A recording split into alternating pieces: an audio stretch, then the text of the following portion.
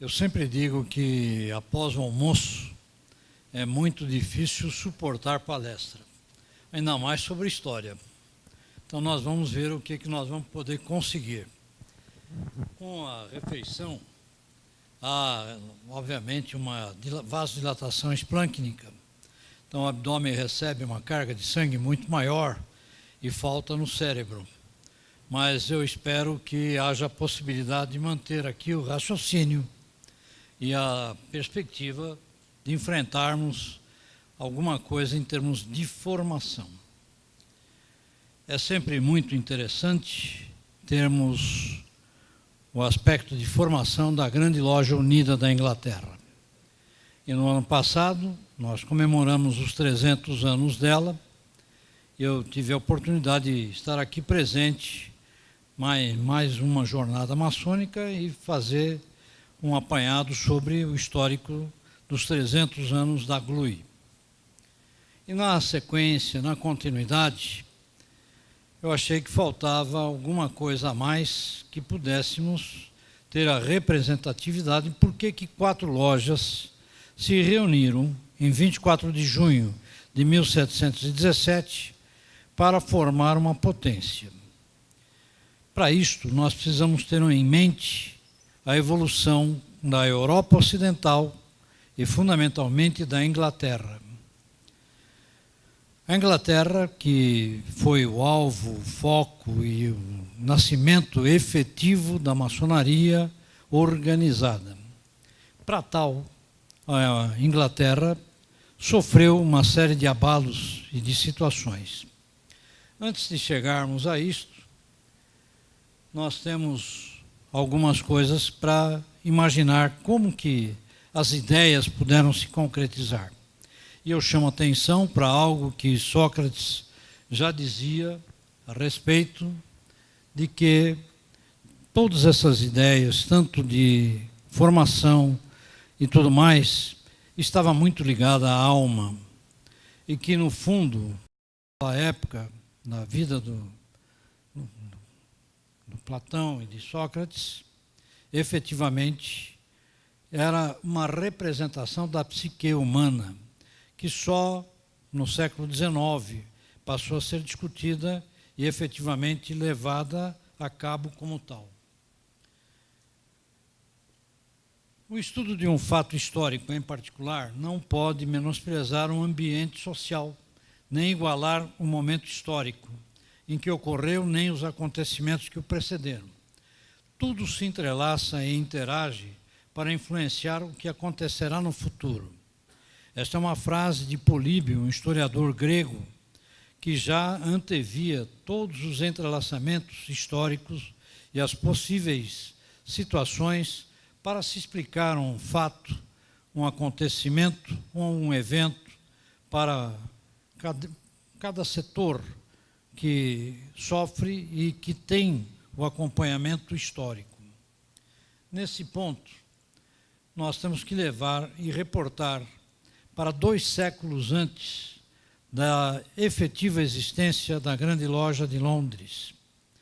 E isto nos reporta ao século XV, século XVI, quando aqui tomou posse no trono da Inglaterra o rei Henrique VIII, sucedendo ao seu irmão, que faleceu alguns meses após ter casado com uma herdeira, na realidade uma princesa de origem espanhola, filha de Isabel e Filipe de Aragão. Catarina de Aragão, com 17 anos, tinha se casado com o irmão do Henrique VIII, o rei Artur. O rei Henrique VII, que era o pai, os colocou num castelo bastante úmido e afastado, efetivamente, da sede do reino. E o castelo era tão úmido que ele adoeceu e adquiriu uma tuberculose de alta gravidade e faleceu em pouco tempo de casamento. Alguns meses após, a Catarina estava viúva. Henrique, que era o terceiro filho de Henrique VII, acabou assumindo o papel do irmão. E, como tal, adquiriu um compromisso de se casar com a rainha que era viúva, e isso só aconteceu 9 anos depois, porque ele tinha 13 a 14 anos. Então, praticamente com 21 anos, efetivamente acabou casando. Henrique VIII era um homem forte, com 1,85 m de altura, atleta, que praticava esportes violentos, e mais tarde nós vamos ver o que aconteceu. Mas não tinha sido educado nem treinado para reinar. E efetivamente precisava muito do auxílio da rainha, então a Catarina.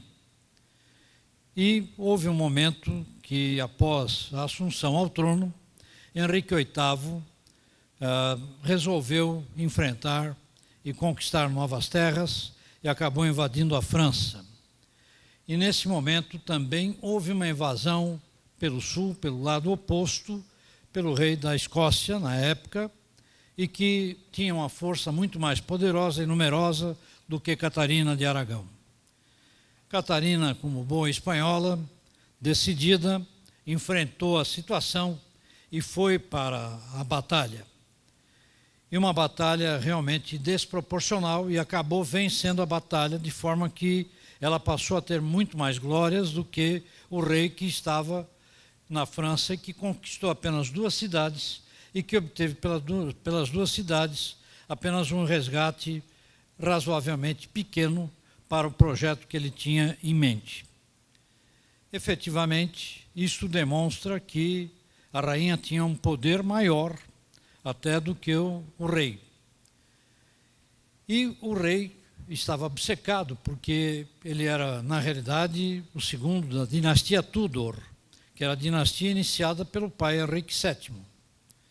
E a dinastia Tudor precisava urgentemente de herdeiros, e precisava que ele tivesse filhos.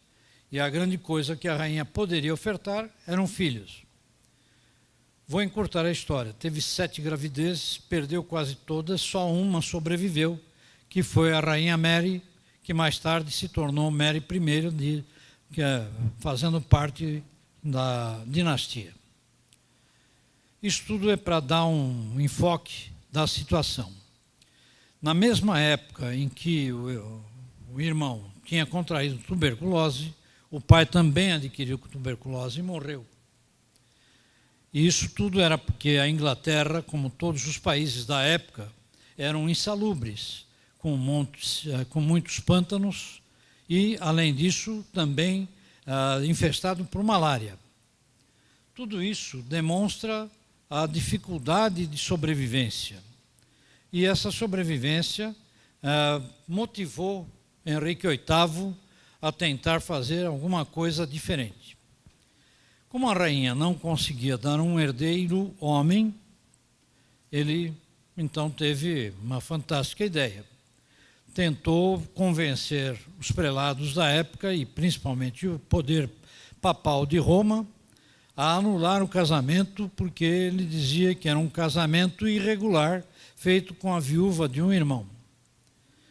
E houve um embate entre ele, Catarina de Aragão, que não queria abandonar o trono, apesar de tudo. E ele se engraçou nesse período com uma dama da corte, que também, muito esperta, não ia apenas dar um filho a ele sem garantias ou segurança, que foi Ana Bolena. E ele tanto fez, e o Papa recusando, que até incitado pelo cardeal Cranmer, que aceitou o embate com o Vaticano, que ele anulou o casamento de forma isolada e fez um decreto com a criação da Igreja Anglicana. E foi isso em 1534, e o decreto foi aprovado pelo parlamento com o termo de Ato de Supremacia, Supremacy Act. E através disto causava uma cisão no cristianismo com a adesão ao anglicanismo. E mais do que isso, tornava-se o chefe real de um poder religioso.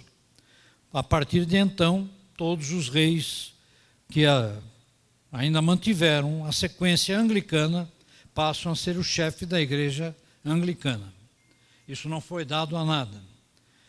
Essa contestação da Igreja de Roma realmente representou muito em termos até de desenvolvimento intelectual, porque houve um movimento de liberdade muito maior do que aquele que era permitido para as áreas ocidentais.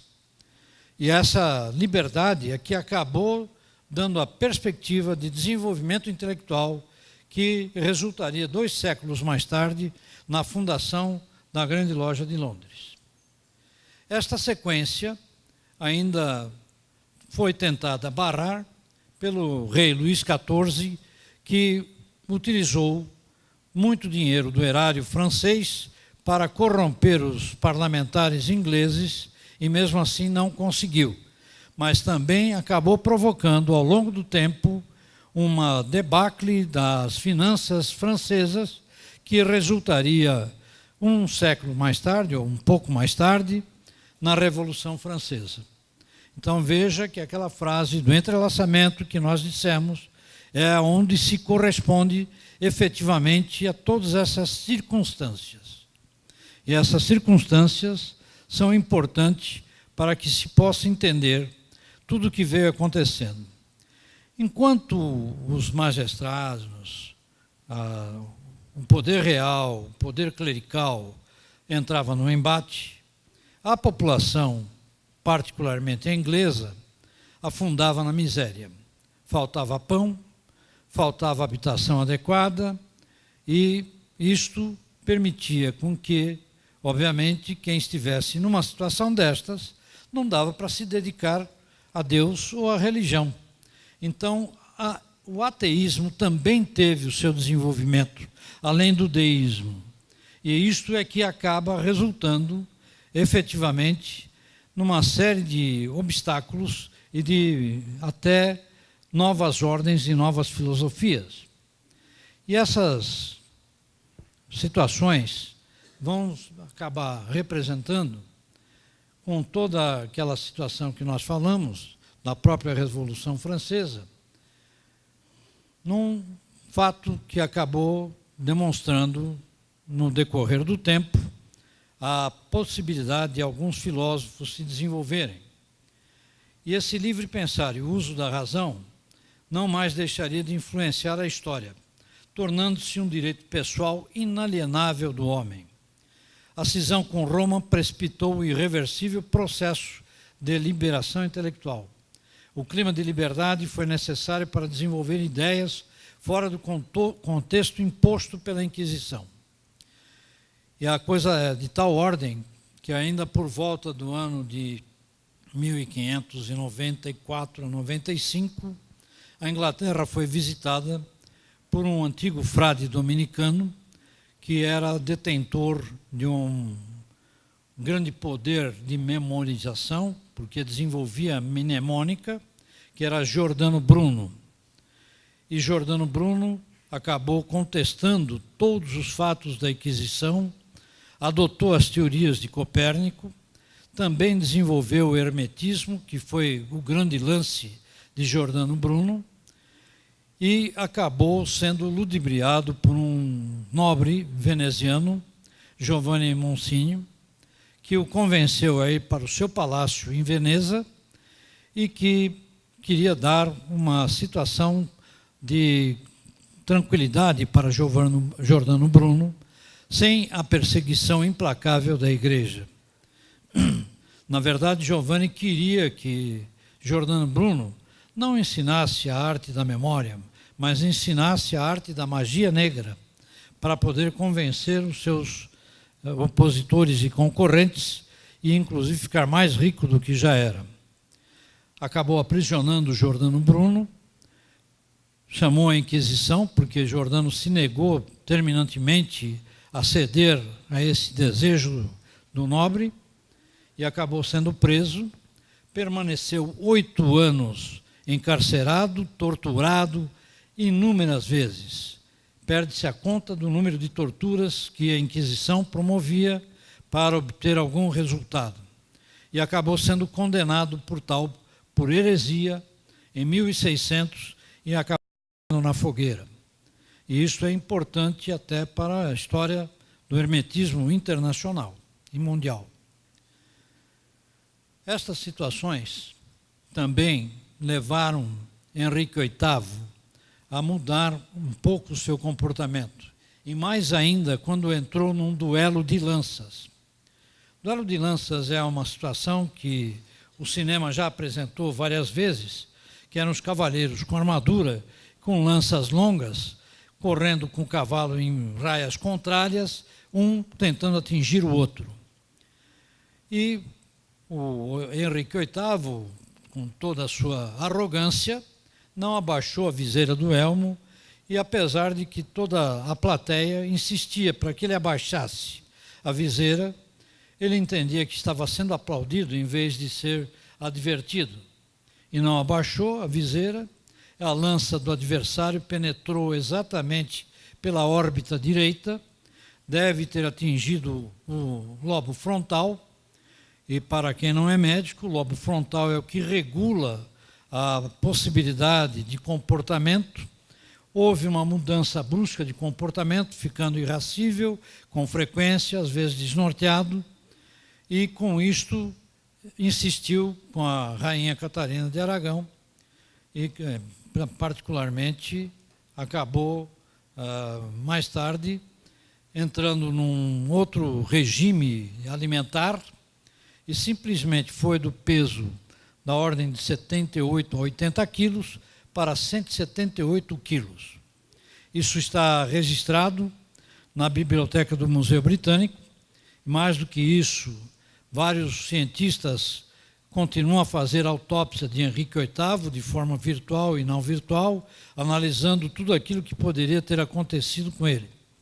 E obesidade mórbida era o peso e a situação que ele estava. Então veja que é uma situação de um atleta muito bem postado que de repente perde efetivamente o domínio do corpo. Além do domínio do corpo, também o domínio da mente. Então, isto é fundamental para que se pudesse ter as razões pela qual ele insistia no casamento. Casou 6 vezes. A segunda, que foi Ana Bolena, ele acabou acusando de traição e a decapitou. E assim foi. Teve apenas um filho homem com Jane Seymour, que assumiu o trono da Inglaterra por pouco tempo. Isso tudo porque em 1689 houve a Declaração de Direitos, e a Declaração de Direitos tirava o poder real, dando um poder maior ao parlamento. E o parlamento representa exatamente a parte geométrica que existe e até mobiliária nas lojas maçônicas. É um de frente para o outro. Então, toda essa situação nós já comentamos, que houve a sucessão. Em 1689 a 1702, houve um reinado conjunto, incluindo William II, que era William de Orange, holandês, que passou a também reinar em conjunto com Maria II. E a Ana, que foi uma outra descendente, reinou de 1712 a 1714, que era a antivéspera de 1717, quando já a efervescência cultural já havia modificado novamente toda a situação de crença e com fortalecimento do deísmo. Havia também uma hegemonia do Partido Liberal pela instauração da monarquia parlamentarista. E essa alternância de convicções religiosas, porque esses reis que eu citei agora, uns eram pró-católicos, outros eram anglicanos, então ia e voltava, ora para a católica papal romana, ora para a anglicana sem o vínculo romano. Esta situação é que provoca na mente da população uma série de situações que estimulam a dúvida, estimulam a descrença e, mais do que isso, deixam o povo mais ou menos sem rumo. E isso é efetivo. Em 1649, ainda, de 1642 a 1646, houve uma revolução que era a Revolução Puritana. E Oliver Cromwell assumiu o trono e, já de imediato, um dos atos foi a decapitação do rei Charles I e a instauração da República Puritana, já com rígidos princípios, porque esta situação que eu havia comentado de crença e descrença motivava até certo ponto o desenvolvimento de libertinagem e de situações que corrompiam a mente e as ordens, inclusive familiares. Esta situação também foi agravada por dois grandes desastres. O primeiro, em 1665, que foi a Grande Praga, que dizimou 20% da população. Esta Grande Praga também era causada pela peste bubônica, que houve um marinheiro que, voltando de viagem, transmitiu a peste. E, na verdade, ela aconteceu 300 anos depois da Grande Peste Negra, que dizimou 17 milhões de pessoas na Europa, no século de 1314 em diante. Isso para se ter uma ideia da potência efetiva da praga. Essa praga, na medida que ela instaurou, o rei Charles II abandonou Londres, assim como todos os grandes dignatários, e Londres ficou, obviamente, só ocupada pelo povo, pela raia miúda. E eles foram todos para o interior com medo da praga. No retorno, em 1666, quando a praga já estava quase que dizimada, há um incêndio em London Pudding que acaba alastrando e que acabou destruindo a City londrina e principalmente a Catedral de St. Paul. Catedral essa que depois foi construída por um grande arquiteto, Christopher Wren, que também participou da fundação da Grande Loja e que ela servia de pátio para a reunião das 4 lojas, porque as tabernas eram próximas. Isso nós já vamos ver. Em 1685, fazendo um retrospecto agora, até para poder mostrar o que aconteceu em relação à fundação da Grande Loja, o rei Luís XIV da França revogou o Edito de Nantes, que havia sido assinado pelo rei Henrique IV em 1514. Essa revogação do edito permitiu que, mais uma vez, houvesse uma revolta do ponto de vista religioso e começou a ocorrer o grande massacre de huguenotes, que eram os protestantes. Cerca de 1.700.000 huguenotes foram desterrados, expulsos das casas e mesmo massacrados. Numa dessas circunstâncias, o pai de Jean-Théophile Desaguiliers abandonou a França e foi parar em Londres. Desaguiliers tinha 3 anos de idade nessa ocasião, em 1685, que o pai foi. E Desaguiliers depois foi grão-mestre da Grande Loja de Londres. E nós vamos saber as razões até disso aqui. Esse massacre todo foi pelo lema do rei Luís XIV. Um rei, uma lei, uma fé. E nada mais era possível ser admitido, a não ser a fé cristã e a adesão integral àquilo que era ditado pela Igreja de Roma.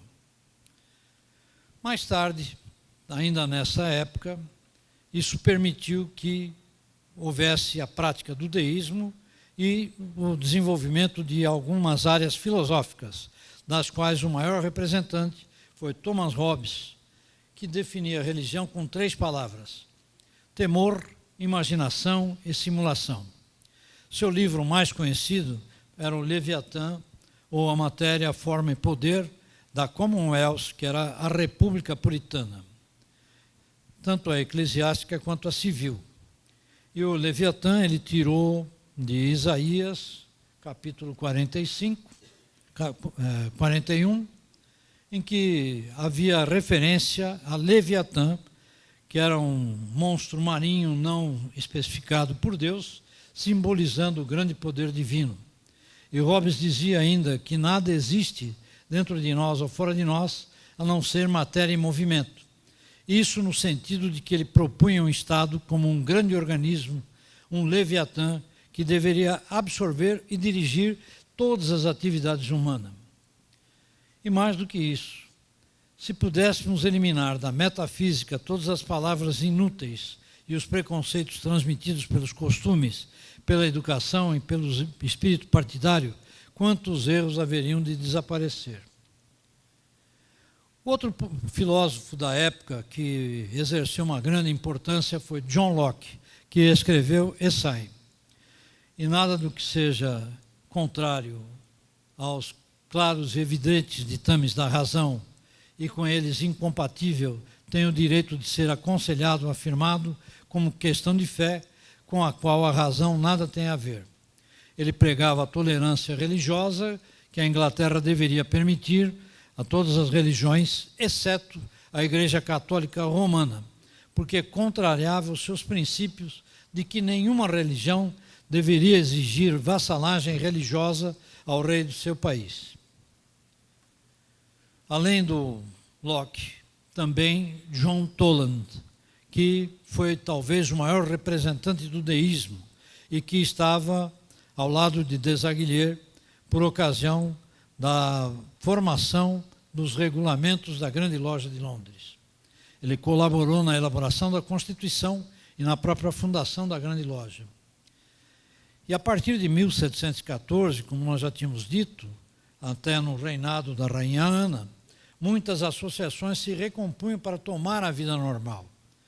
E foi o momento em que, até certo ponto, os stonemasons, que eram os pedreiros, que estavam em decadência pela redução acentuada de construção de catedrais ou outras mais, estavam bastante enfraquecidos e, ao mesmo tempo, haviam pessoas que tinham grande dedicação e formação intelectual, que estavam em elevação e que sentiam a necessidade de se articular em grupos, em formas, em sociedades que permitissem discussões amplas, livres e o grande desenvolvimento intelectual. Está no fim? Com isso, vou até cortar muito, que as 4 lojas de maçons especulativos se reuniram para compor, então, a primeira grande loja de Londres e que, efetivamente, foi a primeira potência maçônica. Daí a formação, em 24 de junho de 1717, e da qual o Desaguilar, que eu já citei, foi realmente o baluarte. E há sempre um conceito de que Anderson, que era um pastor, um reverendo, efetivamente foi o grande autor das Constituições. Mas não foi. Ela é dividida em 4. A primeira parte é Dedications, foi feita pelo Desaguilar. A segunda parte, que é Freemasonry, foi feita pelo Anderson. E nesse ponto ele enxertou uma série de lendas e coisas que não tem nada a ver com a realidade maçônica, mas que até durante muito tempo causaram e conturbaram a mente dos maçons. E posteriormente, a terceira parte novamente foi do Desaguilar e a quarta de George Payne, que também foi grão-mestre da ordem. Com tudo isso, a maçonaria tinha, na realidade, a sua ascensão e a sua orientação e condução por pessoas que não eram nobres. E começou a dar um grande desenvolvimento e um grande interesse mundial. A tal ponto que em 1717 haviam as 4, em 1723 já tinham 25 lojas, em 1726 já tinham 163 lojas. E tudo isso demonstrava que havia necessidade que, para ela manter a sua postura, a sua condição, precisava de um nobre. E encontraram esse nobre que foi grão-mestre em 1721, que foi o John Montague. E acho que tudo isso está escrito num livro de um filósofo paranaense, um grande estudioso da maçonaria, que é Ambrose Peters, que faz referência também ao manuscrito Régio. E o manuscrito Régio é extremamente interessante porque ele faz a parte referente às old charges. E aí sim é que encontramos efetivamente a maçonaria operativa.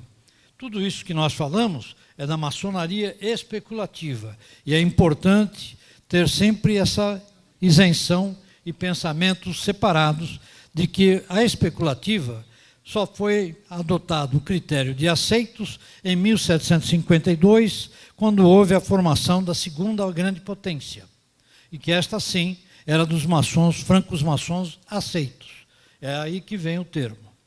Então, eu peço desculpas mais uma vez e me coloco à disposição dos irmãos. Muito obrigado.